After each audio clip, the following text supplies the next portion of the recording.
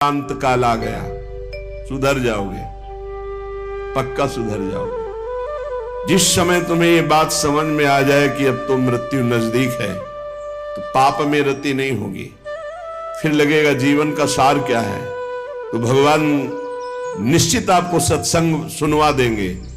जहां सत्संग सुने तो सार बात समझ में आ गई। भजन जीवन का सार है, निरंतर नाम जप करना, निरंतर भजन करना, जीवन मुक्त हो जाओगे। एक महात्मा बड़ी मस्ती से जा रहे थे, तो एक शराब पिए हुए बैठा था और पास में बोतल रखी हुई थी। उसने देखा कि ये भी मस्त और मैं भी मस्त।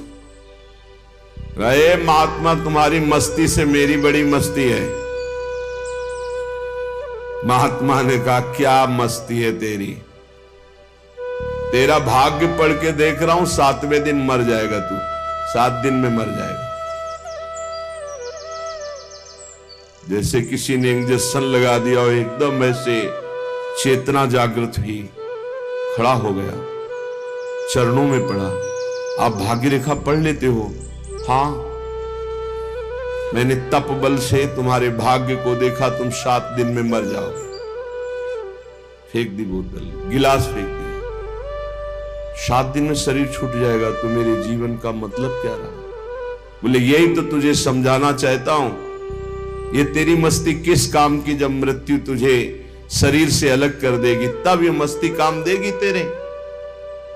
चरणों में गिर पड़ा। महाराज कोई उपाय नहीं? बोले मरेगा तो 7 दिन में ही। एक उपाय है कि तू अमर हो सकता है। अगर तू गोविंद गोविंद गोविंद ऐसा रटे तो मृत्यु से बच सकता है। घर गया, स्नान किया, गंगा जल रखा था, आचमन किया, हाथ में गंगा जल लिया।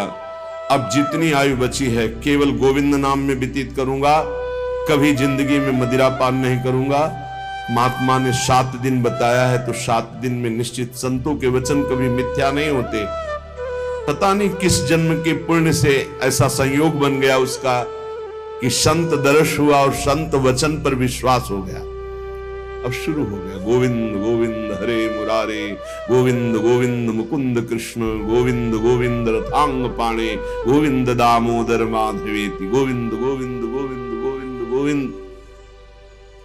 एक दिन व्यतीत हुआ, ओ 6 दिन रह गए, गोविंद गोविंद गोविंद गोविंद गोविंद।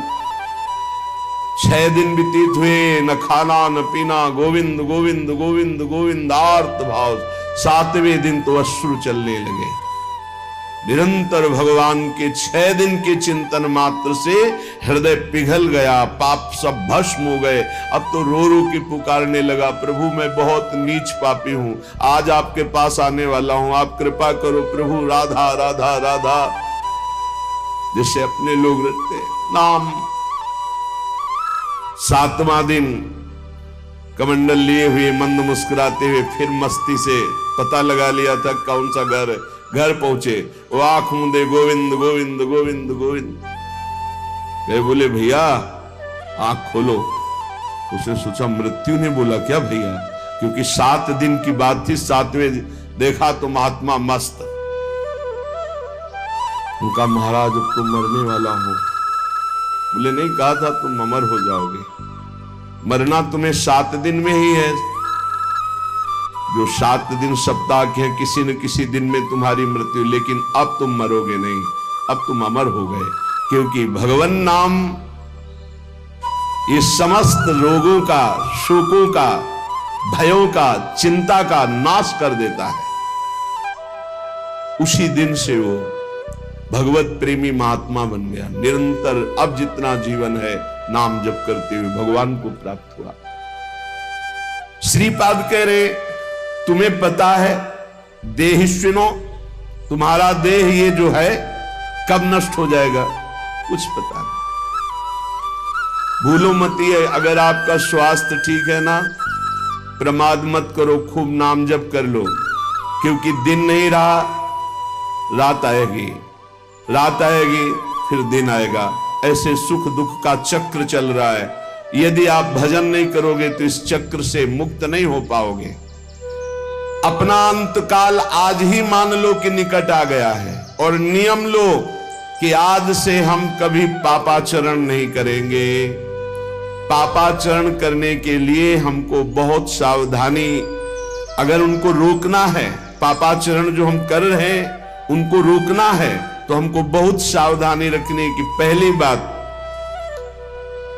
हमें आहार शुद्ध रखना है। ये जो मांस मछली शराब पीते हैं, गंदा भोजन करते हैं, इनके विवेक ही नहीं रह जाता कि किसे पाप कहते हैं और किसे पुण्य कहते हैं, क्या करना चाहिए क्या नहीं। कैसा कलेजा इनका कठोर हो जाता है, जीवों को कैसे त्रास देते हैं, कैसे कष्ट देते हैं, सिर्फ अपनी रसेंद्रियों पेट भरने के लिए दुर्गति का पक्का रास्ता तय करते हैं। ये जो मांस मछली, ये सब जीव जंतुओं को भूनकर, उबालकर, काटकर खाते, इनकी बड़ी दुर्गति होगी। जो मदिरा पीते हैं उनमें व्यभिचार दोष आ जाता है, क्रोध बढ़ जाता है, हिंसा करने में कोई उनको संकोच नहीं होता, बहुत बुद्धि भ्रष्ट कर देती। इसलिए मदिरा पान से बचे। अगर पापाचरण से बचना है तो पहले गंदा आहार, गंदा पेय, इसको रोके। जहां आपकी बुद्धि शुद्ध हुई तो वो आपको गलत मार्ग में जाने से बचा लेगी।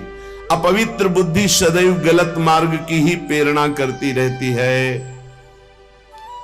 जहां गलत मार्ग की प्रेरणा करने वाली कुमति होती है वहां विपत्ति, दुख, चिंता, शोक, डिप्रेशन, ये सब भरा रहता है।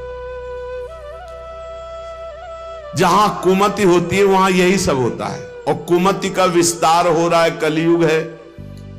जहां सुमति होती है वहां सुख, संतोष, शांति, दया, करुणा, मैत्री, ये दिव्य भागवतिक गुण प्रकट होते हैं। जहां सुमति तहां संपत्ति नाना, जहां कुमति तहां विपत्ति निधान। नाना प्रकार की दुख वृत्तियां कुमति में बसी हुई हैं। इसलिए भाई पहले तो अपने मन को यह समझा लो कि आज ही मरा, पता नहीं कब शरीर छूट जाए।